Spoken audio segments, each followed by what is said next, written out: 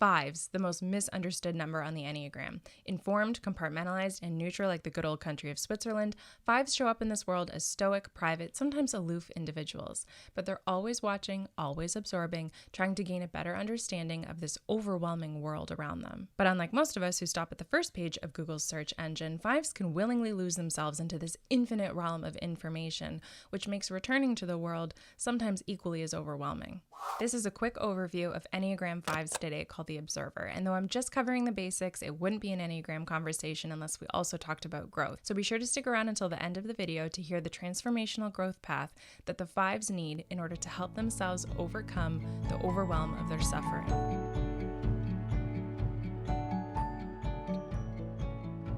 Analytical and detached, 5s like data, facts, and evidence. They like to consider pros and cons longer than most, and they take decision-making very seriously. Though they can be very personable, 5s will seldom be the ones to initiate a coffee date to catch up.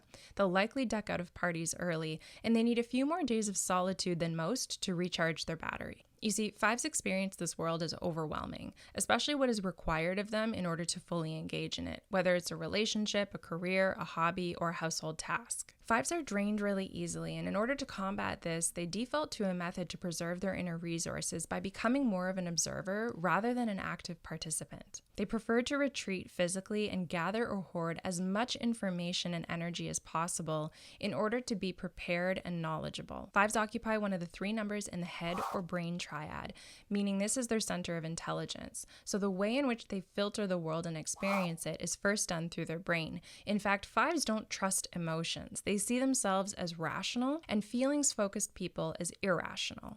But that's not to say that 5s don't have emotions. They are human after all, which means they do feel. It's just that 5s need more time and significant energetic resources in order to process what they're feeling before they're willing and able to communicate those feelings. It's another experience that's just all too overwhelming for them. The core emotion of the head triad is fear, and for the 5s, what they truly fear is that they themselves are insufficient or lacking. And so what they're seeking in all of this information is competency. So they hoard their time, their energy, and these resources, not necessarily material possessions, in order to avoid this feeling of being insufficient in any way. This is outlined in the passion or source of suffering for type 5, referred to as avarice. But it's not just about smarts. 5's unconscious motivator is to gain all of this knowledge and conserve all of this energy in the efforts to avoid being reliant on others. In childhood, 5s describe experiencing one of two things. 1, being engulfed by intrusive stimuli or an overbearing parent, or 2, feeling void of affection or real connection with a caretaker. In efforts to soothe these intrusive feelings, 5s retreated into the safe haven of their mind in order to process things slowly and privately. So unlike other types whose messages were internalizations of who they are as individuals, the head triad received messages, unspoken ones, that were threats about their survival and cues about how they would need to be in order to survive this world. For the 5, relying only on themselves and avoiding being depleted by others and their surroundings. 5s are in the withdrawn stance, which makes sense given their need to retreat and recharge so frequently. And since they are overwhelmed in many moments and tend to need a long pause in order to reflect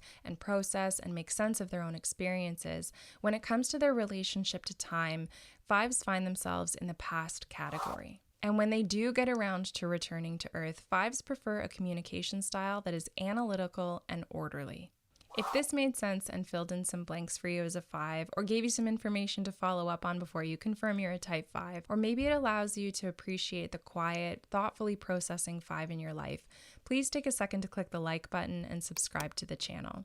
And then I've got the type 6 for you queued up and ready to go when you're ready, of course. At their unhealthiest, 5s are cold, defensive, and reclusive. Caught in this belief of perpetual lack, they can become judgmental, critical, sarcastic, and condescending. All outward projections, keep in mind, of the belief of their own intellectual selves. At their healthiest, though, 5s can find a balance between their observing and their participating. They're knowledgeable about a variety of subjects, and they can delight in passing on their wisdom and their observations. They are excellent listeners, partial to facts when they're giving advice, and they can remain open-hearted to those offering affection. There is a big difference between detachment and non-attachment, and the growth path of the 5 lies in the active practice of non-attachment. Where detachment requires separateness for the sake of self-protection and control, non-attachment is the relinquishing for the need for control in order to survive. Healthy fives grow to see the world as abundant rather than scarce, and can then show up with their competence and confidence to share freely their most precious resources, their time and presence.